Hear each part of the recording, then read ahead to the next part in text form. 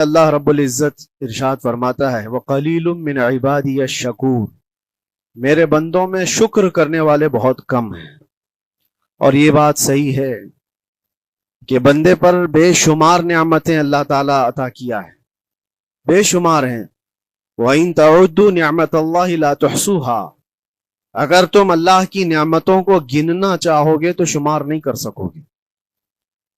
شیخ Saadi رحمۃ اللہ تعالی علیہ فرماتے ہیں کہ تمہارا ایک سانس لینا بھی نعمت ہے، سانس کا باہر نکالنا بھی نعمت ہے، اور اگر صرف سانسوں کی نعمتوں کا شکر ادا کرنے پر بندہ بیٹھ جائے تو پوری عمر اس کی تمام ہو جائے، باقی نعمتوں کا کیا ہے؟ بے شمار نعمتوں سے نوازا ہے اللہ تعالیٰ نے، لیکن انسان کی فطرت میں یہ بھی ہے کہ کبھی ایک چیز کی کمی محسوس ہوتی ہے تو وہ واویلا مچاتا ہے، بہت شور کرتا ہے کہ مجھے یہ تکلیف ہوئی، وہ تکلیف ہوئی۔ اس کے صحت کے زمانے کو وہ یاد نہیں کرتا، مصیبت کے زمانے کو بہت جلدی یاد کرتا ہے۔ اسی لیے شکر گزار بندے بہت کم ہیں۔ عادت یہ ڈال لیں، جب مصیبت آئے، کوئی تکلیف آئے، تو ہمارے اندر یہ احساس پیدا ہو جائے کہ میرے گناہ اس سے بھی بڑی مصیبت کے لائق تھے، اللہ نے کم مصیبت عطا کی۔ جب کوئی بیمار ہو جائے، جب کبھی کسی آفت میں مبتلا ہو جائے تو یقیناً درد تو ہوتا ہے، آدمی سہن نہیں کر پاتا، لیکن احساس دل میں یہ پیدا کرے اگر وہ انصاف کرنے پر آئے رب تبارک و تعالی میرے ہر گناہ کے بدلے بڑی بڑی سزائیں دے سکتا ہے، میں چھوٹی سی سزا میں ملوث ہوں، اللہ کریم اس کا شکر ہے۔ اسی طرح سے میرے عزیزو، ایک بات میں آپ کو بتاتا ہوں، خاص طور پر ہمارے قید کے زمانے میں بہت سارے ایسے قیدی جیل کے اندر جانے کے بعد ان کے حالات ایسے ہو جاتے ہیں، وہ نا امید اور مایوس ہو کر کفریہ جملے بکنے لگ جاتے ہیں۔ ان کے حالات ایسے ہو جاتے ہیں کوئی خدا نہیں، اگر ہوتا تو ہماری سنتا، بہت کچھ عبادتیں بھی کرتے ہیں، نہیں جب قبول ہوتی ہے تو مایوس ہو جاتے۔ تو یہ تو اندر کے حالات ہیں، باہر بھی کسی کے ساتھ ایسا ہو سکتا ہے۔ میں تو 10 سال سے دعا کر رہا ہوں، اولاد ہی نہیں ہوئی، کوئی یہ کہتا ہے شادی ہو گئی 10 سال ہو گئے بچے نہیں ہو رہے ہیں، کوئی یہ کہتا ہے کہ میری بیٹی کا رشتہ ہی نہیں ہو رہا، ہر وظیفہ کر لیا، ہر دعا کر لیا، پھر یہاں سے نا امیدی، ناشکری، یہ جملے انسان کو کہاں تک پہنچا دیتے ہیں۔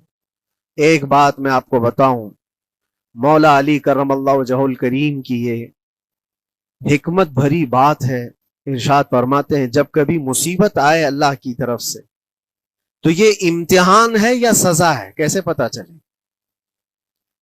ظاہر سی بات ہے، ہر کوئی یہ کہتا ہے یہ تو اللہ کی طرف سے امتحان ہے، آزمائش۔ ہم بھی اندر تھے تو یہ بار بار احساس دلایا جاتا تھا، اور بعض لوگ یہ کہتے تھے کہ اللہ کی طرف سے آزمائش ہے، امتحان ہے، اس کو گزار لیجیے۔ بعض مرتبہ امتحان ہے اور بعض موقعوں پر سزا ہے، اور سزا کب ہے اور امتحان کب ہے یہ کیسے پتا چلے؟ بہت بڑا فارمولہ ہے۔ مولا علی کرم اللہ وجہ الکریم فرماتے ہیں جب کبھی تم پر کوئی مصیبت آئے تو یہ دیکھ لینا ان مصیبتوں کے دن میں تم اگر اللہ سے زیادہ قریب ہو گئے ہو، دعا زیادہ کرنے لگ گئے ہو، وظیفے زیادہ کرنے لگ گئے ہو، تو اس کا مطلب ہے کہ اللہ تعالیٰ تم کو امتحان میں رکھا ہے۔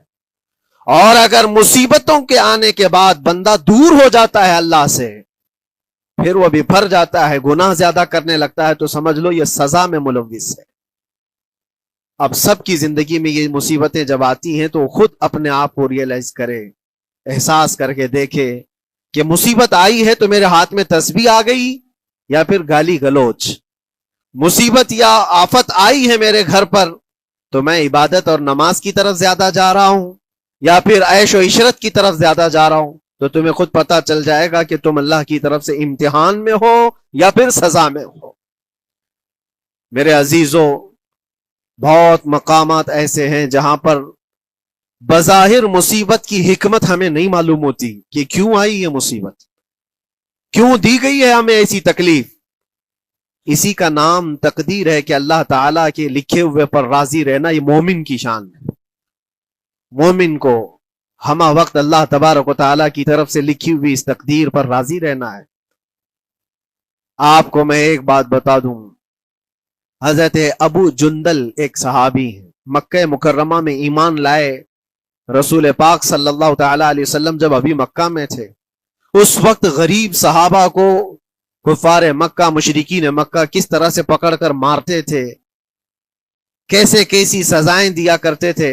اسی اسنا میں اللہ کے نبی صلی اللہ علیہ وسلم ہجرت کر کے مدینہ تشریف لے گئے، لیکن جو ابو جندل تھے یہ قید میں تھے، قید میں تھے، ان کا باپ خود ان کو قید میں رکھا ہوا تھا، اور ایسی قید کہ زنجیریں بندھی ہوئی رہتی تھی، مسلسل کئی سال گزر گئے۔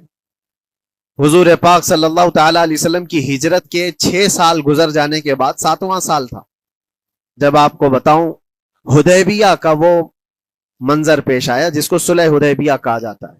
تقریباً 1400 صحابہ کے ساتھ رسول کریم صلی اللہ تعالی علیہ وسلم عمرہ کرنے کے لیے آئے، لیکن اس وقت مکہ کے کفار و مشرکین مکہ سے تقریباً 35 کلومیٹر باہر دور آپ کا راستہ روک لیا، کہا ہم آپ کو عمرہ کرنے نہیں دیں گے، آپ کے اصحاب کو، آپ کے صحابہ کو ہم مکہ میں انٹر ہونے نہیں دیں گے۔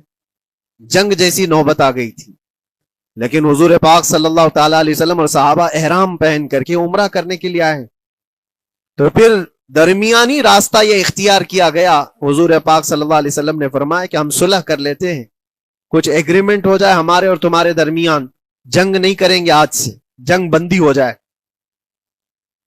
تو کفار مکہ اس بات پر راضی ہوئے، اور اس کے بعد صلح، جس کو کہتے ہیں صلح حدیبیہ، یہ بہت مشہور ہے، صلح حدیبیہ ہوئی، اس میں سارے پوائنٹس جو لکھے گئے تھے ایگریمنٹ کے اندر وہ سب مکہ والوں کی حمایت میں زیادہ تھے، دبا کر کے انہوں نے صلح کی تھی اس طرح سے ان کے الزام کے مطابق، یعنی اگر کوئی مکہ سے بھاگ کر مدینے جائے تو انہوں نے ایگریمنٹ میں لکھایا تھا کہ آپ کو وہ شخص ہمیں واپس کرنا پڑے گا، اور اگر مدینے سے کوئی بھاگ کر ہمارے پاس آئے تو ہم اس کو اپنے پاس رکھیں گے، ہم باہر واپس نہیں بھیجیں گے۔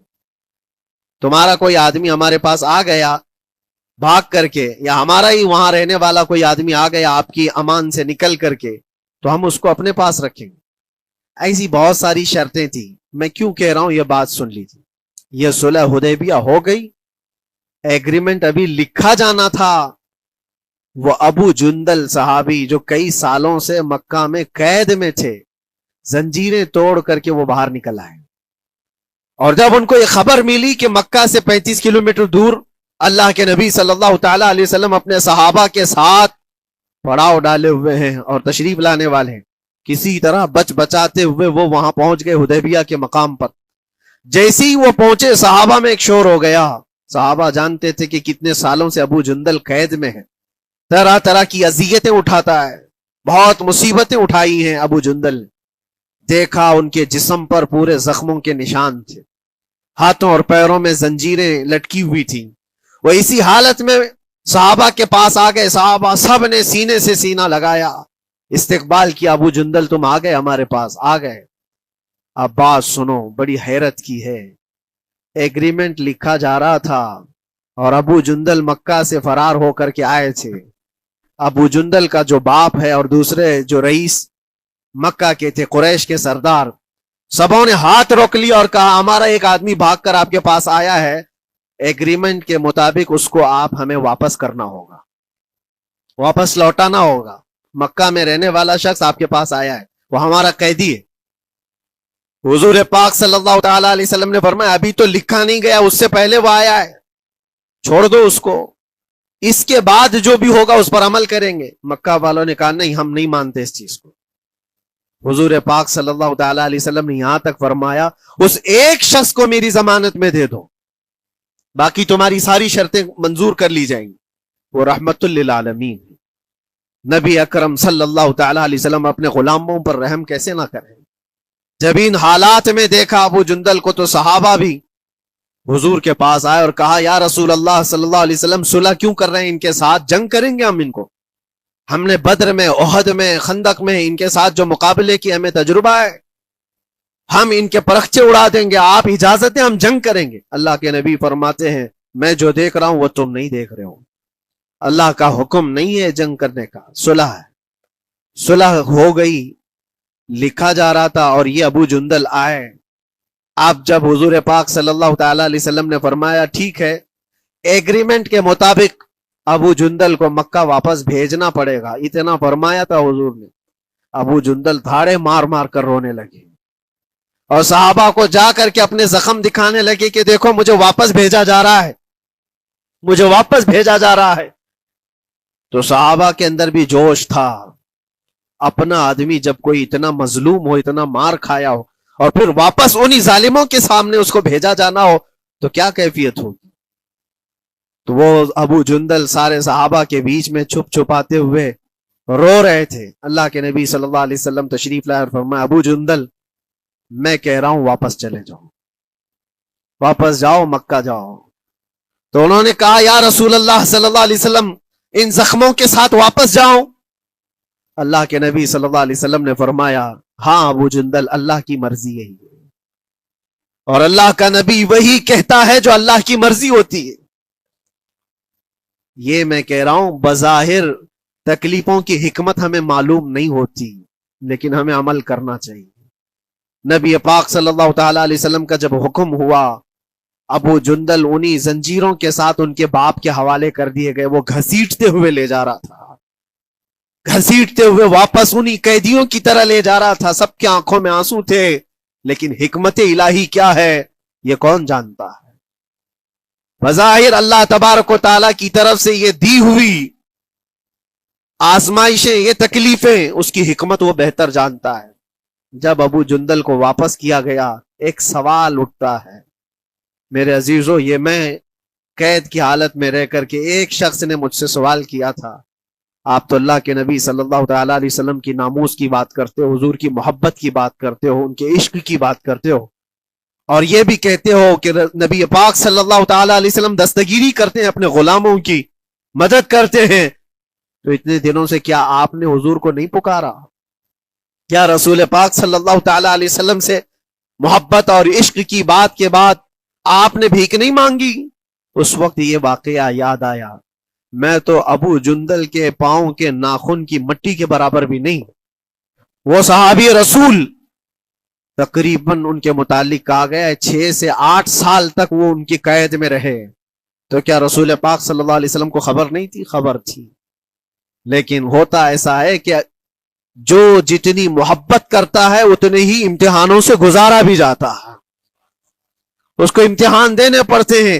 اسی لیے بار بار میں یہ بات کہتا ہوں، حضور پاک صلی اللہ تعالی علیہ وسلم کی ناموس کی بات کرنا، عظمت رسالت کی بات کرنا، یہ حلوے پراٹھے کھانے کا نام نہیں ہے، یہ شہادت گہے الفت میں ہے قدم رکھنا۔ لوگ آسان سمجھتے ہیں مسلمان ہونا، حضور پاک صلی اللہ تعالی علیہ وسلم کی شریعت طاہرہ کو بچانے کے لیے ہی تو، حضور کی ناموس کی حفاظت کے لیے ہی تو مولا امام حسین نے اپنی گردن دے دی، اپنے بچوں کی قربانی دے دی، اپنا عیش آرام سب تیاگ دیا۔ یہ ساری قربانیوں کے بعد ہی اس امتحان سے بندہ نکلتا ہے۔ وہ امام احمد بن حنبل جن کے سینے میں 5 لاکھ حدیثیں محفوظ تھیں، رسول پاک صلی اللہ علیہ وسلم کی 5 لاکھ حدیثوں کے حافظ، لیکن بغداد کے ظالم حکمرانوں نے ان کو ننگی پیٹھ پر کوڑے مارے ہیں، پہلی مرتبہ 100 کوڑے، دوسری مرتبہ پھر 100 کوڑے، تیسری مرتبہ پھر 100 کوڑے، اتنے میں تو آدمی مر جاتا ہے۔ امام احمد بن حنبل کی پیٹھ جھک گئی تھی۔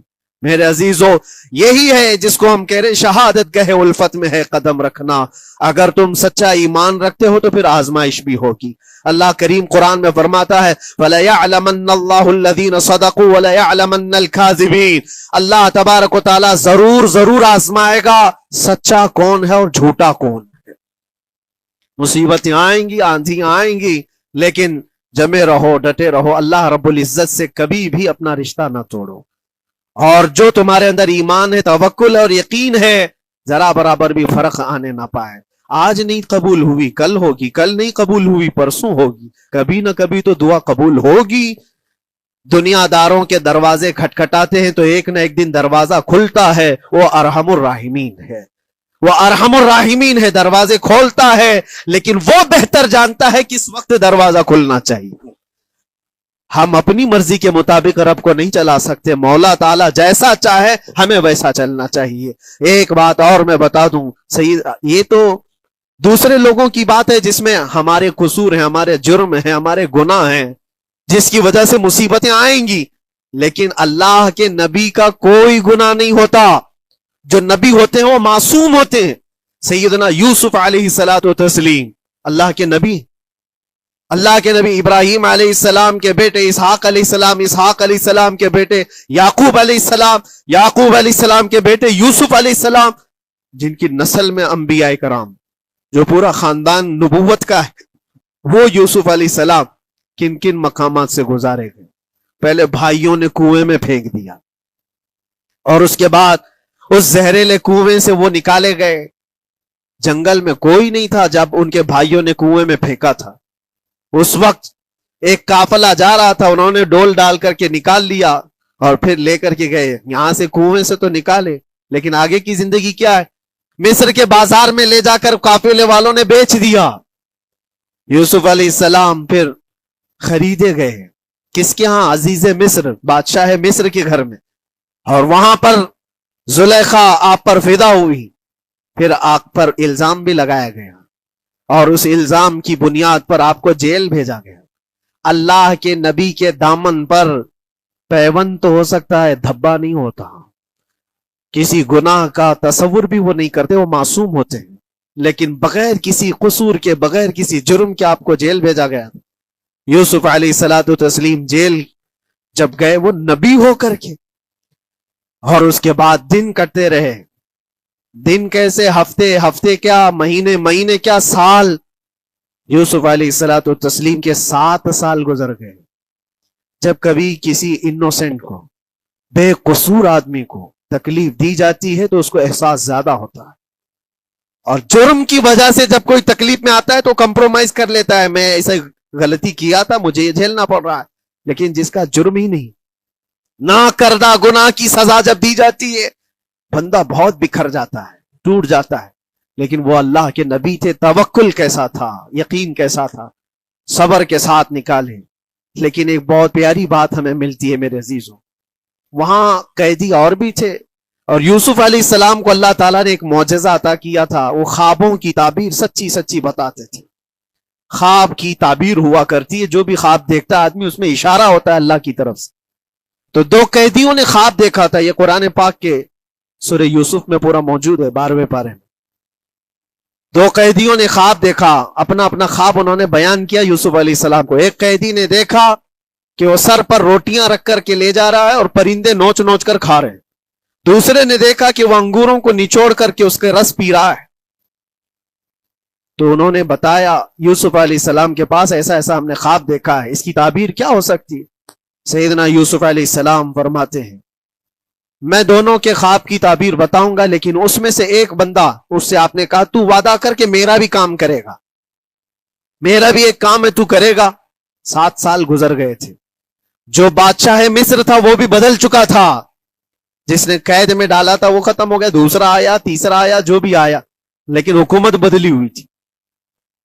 تو خواب کی تعبیر بتانے سے پہلے ایک قیدی سے یوسف علیہ السلام نے کہا کہ میرا کام تو کرے گا. اس نے کہا ہاں، آپ جو کہیں گے میں کروں گا. تو سنو، تعبیر یہ ہے، جس کے سر پر روٹیاں رکھی ہوئی اور کوے کھا رہے تھے یا پرندے کھا رہے تھے، اس کی تعبیر یہ ہے کہ عنقریب تجھ کو موت کی سزا سنائی جائے گی.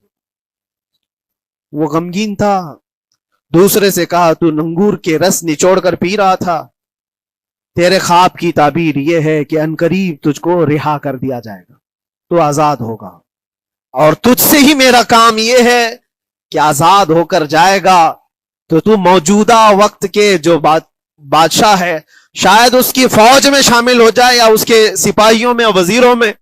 تو میری یہ بات اس تک پہنچا دینا، پچھلے 7 سالوں سے بے گناہ بے قصور ایک قیدی اندر ہے، اس کو آزاد کر دیا جائے، اس کو آزاد کر دیا جائے. اس نے کہا بالکل، اگر میں چھوٹا تو آپ کا یہ کام ضرور کروں گا. سنیے بات، چند دن نہیں گزرے تھے کہ اس ایک قیدی کو موت کی سزا ہو گئی، اس کو موت کی سزا سنائی گئی اور پھانسی ہو گئی. دوسرا یہ جو قیدی جس کو آپ نے رہائی کی خوشخبری دی تھی، اس کی بھی رہائی کی خوشخبری آ گئی، وہ آزاد ہو گیا. لیکن قرآن پاک میں ہے آزاد ہو کر جب جاتا ہے آدمی تو پچھلا بھول جاتا ہے. اکثر ایسا ہی ہوتا ہے. کیا جیل کے دوست کون تھے کیا تھے کچھ پتا نہیں, اور آدمی تو یہ سوچتا ہے دوبارہ کبھی ادھر کے دروازے کو بھی نہ دیکھو. آیا اور بھول گیا. یوسف علیہ السلام نے جو کام دیا تھا وہ بھول گیا. یہاں تک کہ قرآن میں اللہ فرماتا ہے کئی سال گزر گئے, 1-2 دن نہیں سالوں گزر گئے, اور وہ بادشاہ کی فوج میں شامل تھا یا بادشاہ کے مصاحبین میں شامل تھا, قریبی لوگوں میں. ایک زمانے کے بعد مدت ہوئی, اور اس وقت سوچیے آپ کتنا وقت حضرت یوسف علیہ السلام نے کاٹا ہوگا.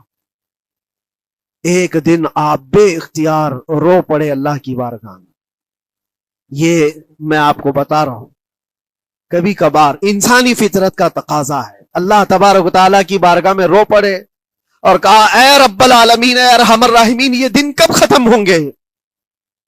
یہ جس طرح سے مجھے جیل کی سلاخوں کے پیچھے بند کیا گیا ہے, ان مصیبتوں سے کب آزادی ہوگی میرے مولا یا ارحم الراحمین؟ جواب رب تعالیٰ کی طرف سے آیا. یہ ہمارے اور آپ کی بات نہیں ہے, یہ اللہ کے نبی کی بات ہے.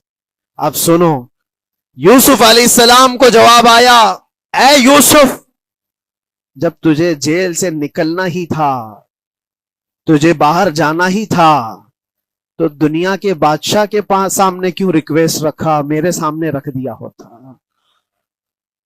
اللہ اکبر, یہ توکل کا اعلیٰ درجہ ہے. اتنی مصیبتوں کے بعد بھی تم نے اس سپاہی کو کیوں اپنا قاصد بنا کر بادشاہ کے سامنے بھیجا کہ میری آزادی ہو جائے؟ یوسف علیہ السلام بہت روئے سجدے میں گر کر کے, مولا مجھے معاف کر دے, اور میرے ہر شے کا تو مالک ہے. اب میں زندگی بھر قید میں رہوں یا آزاد رہوں یہ تیری مرضی پر ہے. میرے عزیزو, پھر یوسف علیہ السلام کے ساتھ کیا ہوا؟ بادشاہ نے خود ایک خواب دیکھا اور وہ پریشان تھا, خوابوں کی تعبیر کوئی بتا نہیں رہا تھا. تب اس قیدی کو چھوٹے ہوئے کو یاد آئی بات کہ جیل میں ایک آدمی ہے جو سچی تعبیر بتاتا ہے. پھر اس نے بادشاہ سے کہا ایک قیدی بہت شریف اور صالح ہے, وہ سچی تعبیر بتائے گا, آپ کہے تو میں اس کو لے آؤں. اور اس نے مجھے یہ کہا بھی تھا کہ اس کو آزاد کرنا ہے, آپ کے پاس ریکویسٹ رکھنی ہے کہ وہ بے قصور قید میں ہے. بادشاہ نے معلومات حاصل کی اور اس کے بعد پروانہ دے دیا کہ اس قیدی کو آزاد کیا جائے جس کو بے قصور رکھا گیا ہے, اور میرے خواب کی تعبیر بتائی جائے. یوسف علیہ الصلوۃ والتسلیم کو لوگ آئے لینے کے لیے. اب یہاں منظر اور ہے میرے عزیزوں. کہا کہ بادشاہ نے خواب دیکھا, اس کی تعبیر بتائے. آپ نے تعبیر تو بتا دی کہ کیا ہونے والا ہے اگلے 7 سالوں میں بادشاہ کے ساتھ, یہ ساری تعبیر بتائی. لیکن جب آزاد کرنے کی بات آئی تو آپ نے کہا رہنے دو, اب مجھے قید میں رہنے دو, اس لیے کہ آپ کو یہ احساس ہوگا کہ میں بادشاہ کے پاس کیوں رکھا ہے اس مقدمے کو. لیکن بعد میں بادشاہ اور اس کے مصاحبین اور اس کے وزیر آپ کو اصرار کرتے ہوئے لے گئے اور لے جا کر کے سیدھے وزیر اعظم کے تخت پر بٹھا دی, سیدھے وزیر اعظم کے تخت پر بٹھا دیا. پھر رب تبارک و تعالیٰ نے فرمایا اے یوسف جب تک ہم چاہیں تب اندر رہے گا آدمی, اور جب ہم چاہ لیں باہر تو پھر اپنی مرضی سے کوئی اندر بھی نہیں رہ سکتا. حقیقت ہے میرے عزیزو, جب مصیبتوں کے ختم ہونے کا وقت آئے پھر پوری دنیا کھڑی ہو کر کے بھی تم کو مصیبت نہیں دے سکتی, تکلیف نہیں دے سکتی. اور رب تبارک و تعالیٰ نے فرمایا وَإِن يَمْسَسْكَ اللَّهُ بِضُرٍّ فَلَا كَاشِفَ لَهُ, اگر تم کو اللہ کی طرف سے کوئی مصیبت آئے تو کوئی اس کو ہٹانے والا نہیں ہے. وَإِن يَمْسَسْكَ اللَّهُ بِخَيْرٍ فَلَا رَادَّ لِفَضْلِهِ, اور اگر اللہ تبارک و تعالیٰ کوئی بھلائی کسی بندے کو دے دے تو دنیا کی کوئی طاقت اس کو روک بھی نہیں سکتی. آج اگر رب تبارک و تعالیٰ ہم کو کوئی مقام اور مرتبہ دے دے, کوئی عزت اور انعام دے دے, سارے کتے بھونکتے رہیں, اس انعام کو کوئی رد نہیں کر سکتا. اللہ تبارک و تعالیٰ کا دیا ہوا فضل اس کو کوئی کاٹ نہیں سکتا, اور اس کی دی ہوئی مصیبت کو کوئی دوسرا ٹال بھی نہیں سکتا. اسی لیے آؤ لگے رہو اسی بارگاہ میں اور عرض کرو کہ مولا مجھ سے جو خطائیں ہوئی ہیں اس کو درگزر فرما دے, اور جس طرح کی بھی تو زندگی دیا ہے یہ تیرا شکر ہے مولا، شکر ادا کرنے کی عادت ڈال لو۔ اللہ تبارک و تعالیٰ فرماتا ہے لَإِن شَكَرْتُمْ لَأَزِيدَنَّكُمْ، اگر تم شکر ادا کرو گے تو میں اور زیادہ عطا کروں گا، اور زیادہ عطا کروں گا۔ آج اگر تھوڑی سی مصیبت ہے تو شکر ادا کرو کہ مولا بڑی مصیبت تو نہیں آئی ہے، یہ بھی تیرا کرم ہے، تیرا احسان ہے۔